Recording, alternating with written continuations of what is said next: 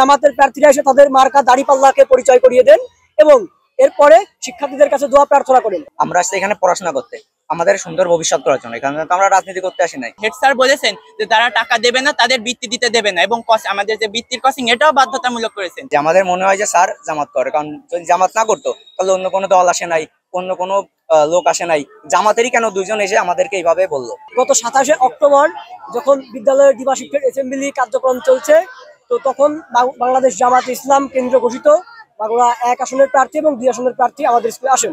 শিক্ষক মহোদয়রা তাদেরকে আন্তরিকতার সঙ্গে অ্যাসেম্বলি রেখে দ্রুত তাদেরকে সাক্ষাৎকার করেন এবং জাতীয় সঙ্গীত শেষে তাদেরকে পতাকা নন্দের ওইখানে উপস্থিত করানো হয়। সমগ্র শিক্ষার্থীরা যখন তীব্র রোদে ওইখানে অ্যাসেম্বলি শেষে দাঁড়িয়ে আছে, তো জামাতের প্রার্থীরা এসে তাদের মার্কা দাড়িপাল্লাকে পরিচয় করিয়ে দেন এবং এরপরে শিক্ষার্থীদের কাছে দোয়া প্রার্থনা করেন। শিক্ষার্থীদের অভিযোগ একটা জায়গায় যেখানে হাই স্কুল পর্যায়ে সম্পূর্ণ রাজনীতি নিষিদ্ধ এবং তারপর আমরা কেউ ভোটার নেই, যে এটা অত্যন্ত ভুল হয়েছে বলে আজকে আপনি শিক্ষার্থীদের মধ্যে এরকম উচ্ছ্বাস দেখতে পাচ্ছেন। শিক্ষার্থীরা সকলেই চলে এসেছে। আমাদের শিক্ষক মহোদয়গুলো উপস্থিত থাকা সত্ত্বেও কেন এরকম একটা অপ্রীতিকর ঘটনা ঘটলো? কারণ ক্যাম্পাসে, আমরা হাই স্কুল ক্যাম্পাসে কোনো ধরনের রাজনীতি চাই না। আমরা চাই আমাদের স্কুলের রাজনৈতিক কার্যক্রম যাতে না হোক। আমরা এখানে আসছি পড়াশোনা করতে, আমরা কোনো রাজনৈতিক কাজকাম করতে আসি নাই। আমাদের গতদিন 2 জন লোক আসছে জামাত থেকে এবং তারা এসে আমাদের কাছে দোয়া চাইছে, আমাদেরকে মার্কা চিনাচ্ছে। আমরা আসছি এখানে পড়াশোনা করতে, আমাদের সুন্দর ভবিষ্যৎ করার জন্য। এখানে তো আমরা রাজনীতি করতে আসি নাই। স্কিন শুষ্ক রুক্ষ হয়ে যাবে বলে কি বাইরে যাবে না? জাস্ট 1 2 3 4 করো, স্কিনটাকে রিভাইভ করো। যদি তাদের এটা প্রয়োজন হয় তারা আমাদের স্কুল টাইমে পরে বলতে বা আমাদের ক্লাস যাইতো। তাই এখানে কঠোর রোদের ভিতর অ্যাসেম্বলির পর অনেক দূর থেকে স্টুডেন্ট আছে, তারা অসুস্থ হয়ে যায় অ্যাসেম্বলি করতে গরমের ভিতর। তারপরেও তারা এখানে প্রায় আধা ঘন্টা যাবত আমাদেরকে দাঁড় করিয়ে রেখে আমাদেরকে বক্তব্যে মানে তারা দোয়া চাচ্ছে যে তোমরা দোয়া করো যেন আমি নমিনেশনটা পাই, মানে তারা যাতে ভোট পেয়ে জয়যুক্ত হয় সেজন্য আমাদের কাছে দোয়া চাচ্ছে। কারণ আমরা তো ভোটার না। আমরা এখানে হচ্ছে আপনার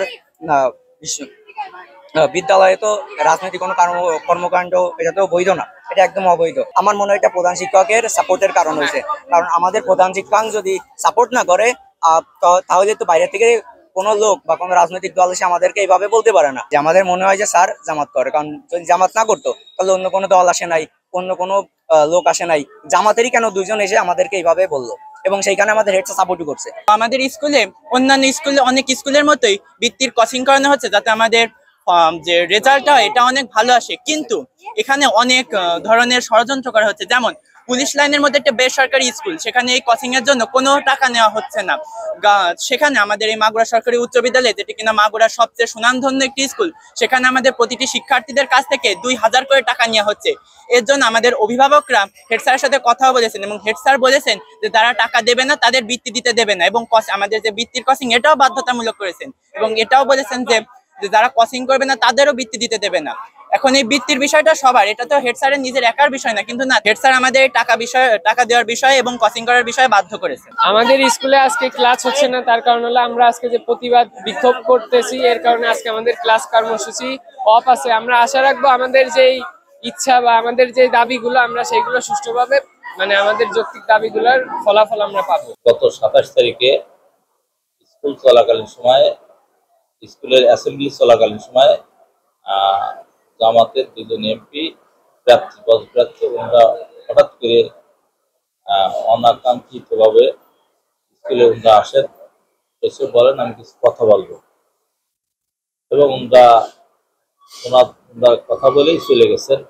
কিন্তু ওনাদেরকে আমি ওই বলতে পারি নাই, যেহেতু ওনারা সম্মানিত ব্যক্তি, ওনাদেরকে আমি আর এমন সময় ওনারা আসছেন যে বলার মতো কোনো পরিস্থিতি ছিল না।